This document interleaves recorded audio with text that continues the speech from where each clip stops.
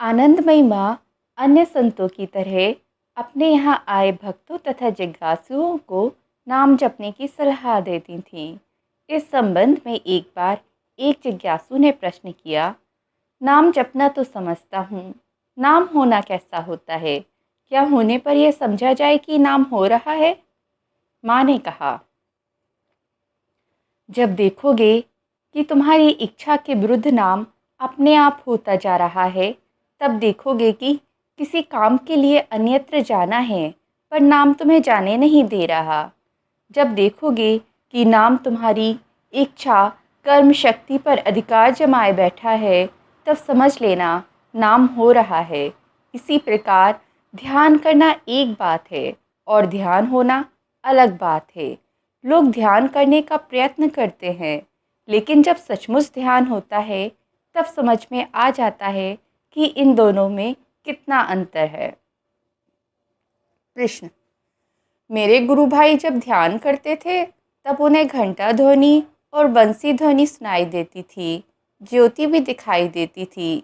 मैंने उनसे पूछा कि ये ध्वनियाँ कहाँ से आती हैं, बता सकते हो? उत्तर में उसने कहा था कि मैंने केवल ध्वनि सुनी है, कहाँ से आती है पता नहीं, और मुझे नहीं पता कि इन ध्वनियों का क्या मतलब है। माँ, बता रही हूँ। जब कुंडलिनी शक्ति जागृत होती है, तब नाभि मूल में जितनी ग्रंथियाँ हैं वे खुलने लगती हैं। जब ग्रंथियाँ खुलने लगती हैं, तब विभिन्न प्रकार के शब्द सुनाई देते हैं और ज्योति दिखाई देती है।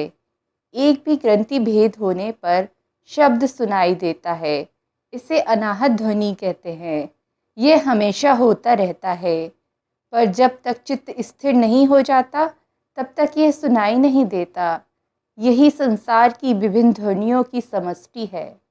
जैसे शंख, घंटा, घड़ियाल आदि की आवाज़ें भिन्न भिन्न हैं, पर एक साथ इन्हें बजाने पर एक प्रकार की आवाज़ होती है। उसी प्रकार अनाहत ध्वनि होती है। संसार में ऐसी कोई ध्वनि नहीं है जिसके साथ इसकी तुलना की जा सके, जबकि संसार की सभी ध्वनियाँ इसी ध्वनि से उत्पन्न हुई हैं। इसी प्रकार अन्य एक ग्रंथि भेद होने पर ज्योति दर्शन होता है। यह ज्योति अपार्थिव है।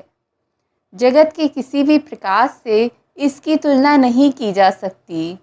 रूप के बारे में यही बात लागू होती है। ग्रंथि भेद के साथ ही लोग अपने संस्कार के अनुसार नाना रूप दर्शन प्राप्त करते हैं। फिर समस्त रूप में लय हो जाता है। संसार की सभी चीज़ें एक मूल से उत्पन्न होती हैं।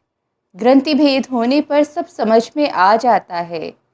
जिनकी समस्त ग्रंथियों का भेद हो गया है, वे ही जगत की सृष्टि, स्थिति एवं लय के कारणों को समझ पाते हैं।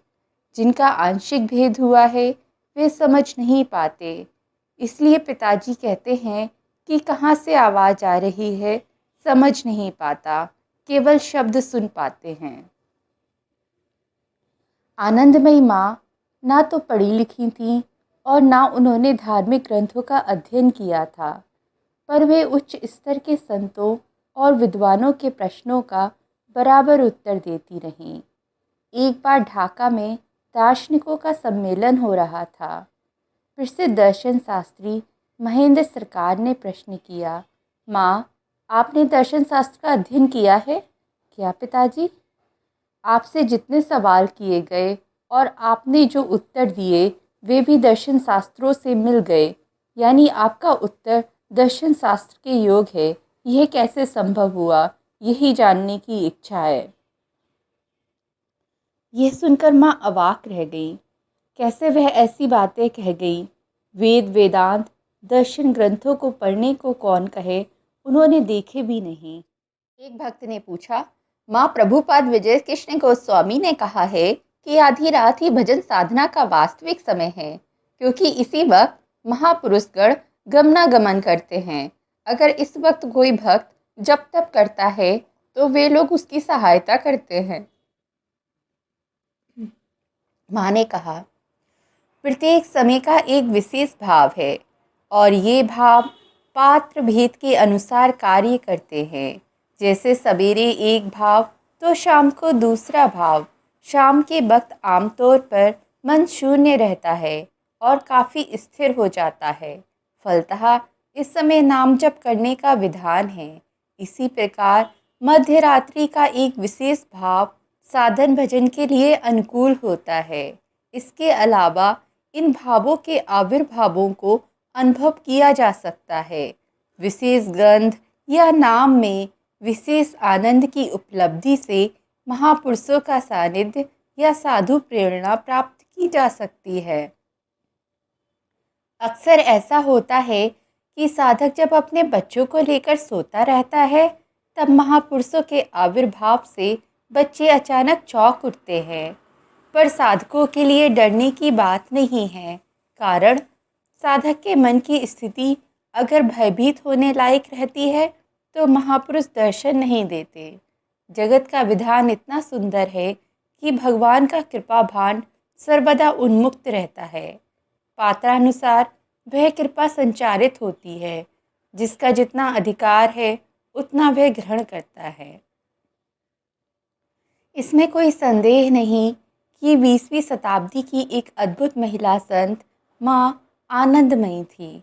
उन्होंने स्वयं अपने बारे में कहा है, मैं स्वतः कोई कार्य अपनी इच्छा से नहीं करती, ना कुछ कहती हूँ।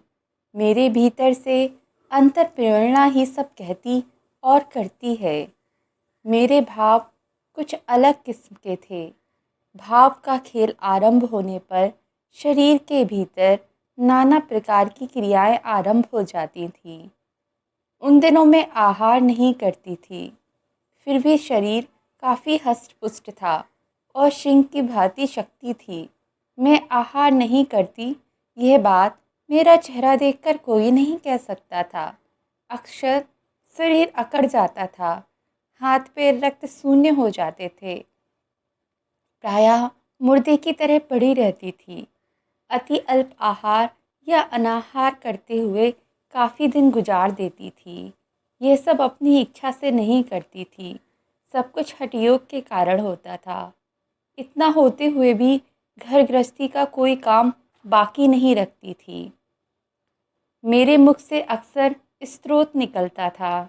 ये स्रोत बातचीत करने की तरह उच्चारित नहीं होता था, वह भीतर से आता था। वह अपने आप बाहर होता और अपने आप बंद हो जाता था, जैसे बंद दरवाजे के पल्ले खुलते तथा बंद होते हैं। अधिकतर देखती कि भीतर की ग्रंथियां खुल गई हैं और मुँह से अरबी भाषा प्रकट होने लगी है।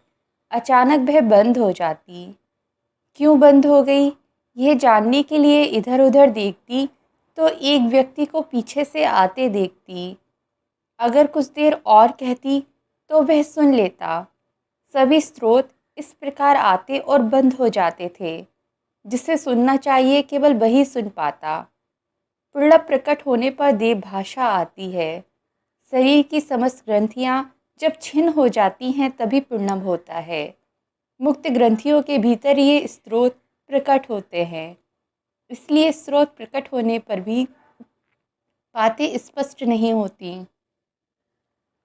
आसन आदि में जिस प्रकार शरीर की ग्रंथियां खुल जाती हैं, उसी प्रकार ग्रंथियों का खुलना आवश्यक है, वरना ये स्रोत कभी प्रकट नहीं होते। मेरे मुँह से केवल संस्कृत के स्रोत प्रकट होते थे, ऐसी बात नहीं है, सभी भाषाओं के होते थे। वह इसलिए कि मैं भिन्न भिन्न देश के महापुरुषों के साथ उनकी भाषा में बातें करती थी। आनंदमयी माँ अंतः प्रेरणा से अनेक असहाय लोगों की सहायता कर चुकी हैं। ये तभी होता है जब उन्हें भीतर से प्रेरणा मिलती है। कभी कभी जब प्रेरणा नहीं मिलती तब असहाय की भांति वह कह उठती थीं, यही भगवत इच्छा रही।